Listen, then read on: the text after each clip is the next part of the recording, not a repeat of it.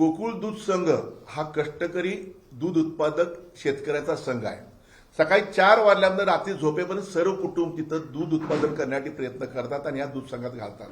परंतु आता कुठेतरी हा दूध संघ राजकीय अड्डा बनत चाललेला आहे की काय असा आम्हाला प्रश्न पडलेला आहे. कारण जी खरेदी झालेली आहे प्रत्येक ठिकाणी खरेदी झालेली आहे ती पशुखाद्याची खरेदी असून दे, तुमची गोवा सहल असून दे, मेडिटेशन गोव्याला गेले आणि आताचा जो आम्ही मुद्दा उपस्थित केला तो जाजम आणि घड्याळाचा. आम्ही जाजम आणलेला आहे, आम्ही घड्याळ आणलेला आहे, त्याची रिसीट आणलेले आहेत.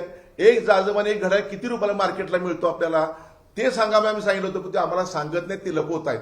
आणि लपवत आहेत म्हणून आमची जी शंका आहे ते आम्ही बळकट होत चाललेलो आहोत. ते लपवत आहेत ह्याचाच अर्थ कुठेतरी गोंधळ आहे.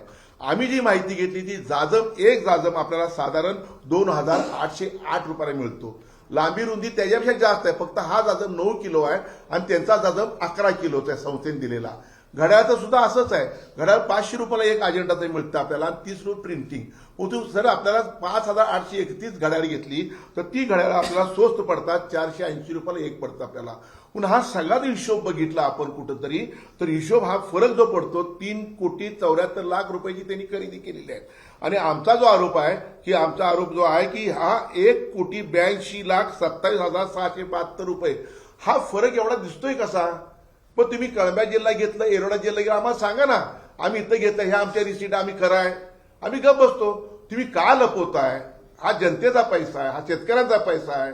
शेतकऱ्याचा पय आणि पै शेतकऱ्यांच्या उपयोगी आला पाहिजे हे आमचं मत आहे. आणि ज्यांनी भ्रष्टाचार केलाय, जे बोर्ड ऑफ डायरेक्टर त्या मिटिंगला होते त्यांची सगळ्यांची चौकशी झाली पाहिजे, त्याच्या सगळ्यांवर कारवाई झाली पाहिजे. आणि विशेषतः कार्यकारीचे संचालक जे आहेत त्यांचं काम आहे ना, चुकीचं काम जर बोर्ड ऑफ डायरेक्टर करत असतील आणि शेतकऱ्यांना नुकसान होत असेल ते काय झक मारतात तिथं, ते त्यांची जबाबदारी नाही. पण विरोधकांनी सत्ताधारी सगळ्यांनी एक विषय घेतला पाहिजे की चुकीचं कामकाज होऊ नये ही भूमिका घ्यायला पाहिजे. पण हे चुकीचं कामकाज झालेलं आहे. जे जे दोषी संचालक असतील त्यांच्यावर सगळ्यांवर कारवाई झाली पाहिजे असं आमचं मत आहे. गोकुळचे नेते त्यांनी सांगितलं की जे काही खरेदी केलेली ती पारदर्शक पद्धतीने संस्थेच्या हिताच्या दृष्टीने केलेल्या आहे, सभासदांच्या हिताच्या दृष्टीने केलेली आहे. नाही, मी त्यांना धन्यवाद देईन. खरोखर त्यांनी बाबा पारदर्शक कारभार केला असेल, काय केला असेल. मग आम्हाला का लपवत आहेत ते आमच्यापासून? आम्हाला का उत्तर देत नाहीत गोडबोले साहेब आम्हाला? माझं मत आहे टेंडर काढणं हे कायद्याने तरतूद आहे. 3 लाखाच्या पुढे टेंडर काढावंच लागतं असं माझं मत आहे. हे तर 3,74,00,000 खरेदी आहे ना.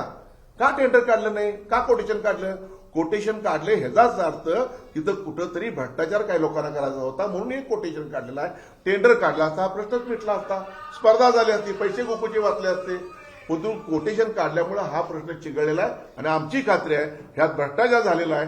कुणी सांगितलं तर आम्हाला ते मान्य होणार नाही. त्याने आम्हाला स्पष्ट करावं की आम्ही जाजम इथं घेतलेत, आम्ही घड्याळ इथं घेतलेत, ही किंमत एवढी आहे. चॅलेंज करू आपण त्यांना.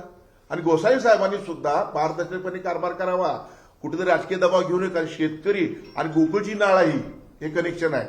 आणि जर चुकीचं त्यांनी काय केलं त्यांना सुद्धा न्यायालयात आम्ही खेळल्याशिवाय गप्प बसणार नाही. गोकुळवर जरी कोणी आरोप केला तर त्यामुळे हा राजकीय अड्डा होणे मग मी म्हणालो तुम्हाला. मी कुठं जर त्या हंडीतलं शेतकऱ्यांच्या कष्टातलं लोणी कोण खाते का हे सुद्धा मुश्रीफ साहेबांना बघणं गरजेचं आहे. चांगलं काम करताय त्यांची पाठ थोपटा, चुकीचं काम करताय त्यांना शिक्षा करा. तुम्ही कशाला घेता त्यांना बोर्ड ऑफ डायरेक्टरमध्ये?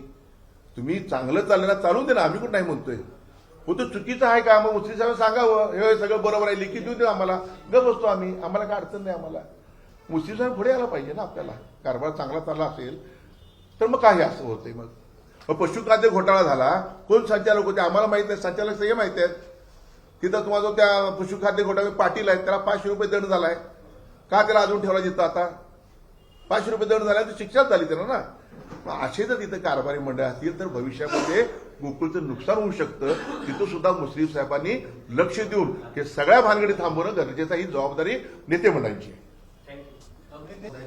आम्ही आणि तिथं जे येणारे शेतकरी त्यांनी जाऊ जोडवला पाहिजे. वाली नाही ना कोण आता.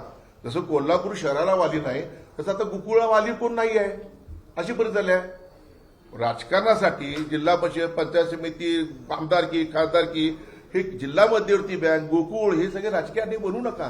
हे शेतकऱ्यांच्या कष्टाचे पैसे आहेत त्यात असं आमचं त्यांना विनंती. उद्या वार्षिक सभा आहे आणि सभा तेवढ्यानेच मी पत्रकार पैसे घेतलेले आहे. का तिथं आम्हाला आज जाऊन देणार नाहीत कोण. तिथं आम्हाला माहिती देत नाही तर माहितीचा अधिकार त्यांना विचार करता म्हणतात तुम्हाला मागू शकत नाही. तुम्ही संस्था चालक आहेत, संस्था चालकांनी माहिती माहिती आम्ही देणार. खाजगी मला आश्चर्य वाटतंय म्हणजे कोऑपरेटिव्हमध्ये आपण अण्णादाई साहेबांनी आपला 10 रुपये तिकीट लावून आपण माहिती मागू शकतो असं आम्हाला सांगितलं होतं. पण तुम्हाला ह्याचा आता वकिलांकडे माहिती घ्यायला लागेल. नाही म्हणतात गोडबोले साहेब, आम्ही देऊ शकत नाही माहिती तुम्हाला. का कॉमनवेअरला आम्हाला एक राजकीय पक्षाच्या नेतृत्वाला माहिती देऊ शकत नाही, ती माहिती अधिकारी नाही म्हणले. एबीपी माझा, उघडा डोळे बघा नीट.